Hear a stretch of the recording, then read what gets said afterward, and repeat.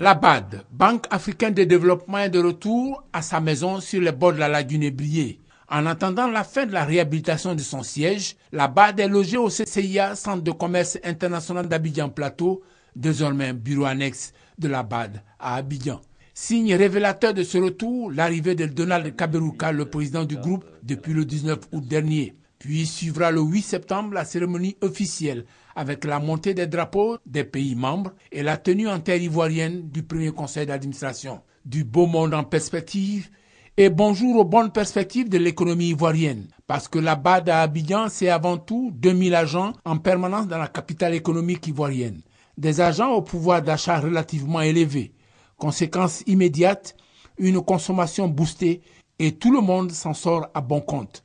Les grandes surfaces, les agences immobilières, les restaurants, les hôtels, les chauffeurs de taxi, les stations d'essence vont connaître un regain d'activité. Mais attention, cela induit de nouvelles dispositions. Ils ont parlé des normes hygiéniques et puis ils ont parlé du mode de paiement électronique pour faciliter le règlement de leurs factures. Il est quand même normal que nous ayons des chauffeurs professionnels qui vont rendre un service de qualité.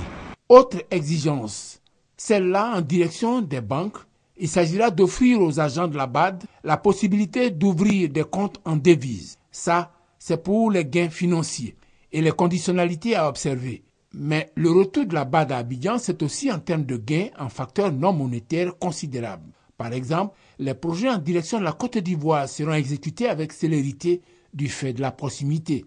Cerise sur le gâteau de ce retour, un autre point pour la crédibilité de la Côte d'Ivoire après ces années de turbulences. La première institution de financement panafricaine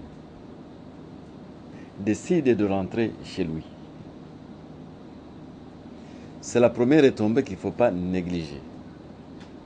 Parce que signe de confiance pour les investissements, pour le monde des affaires.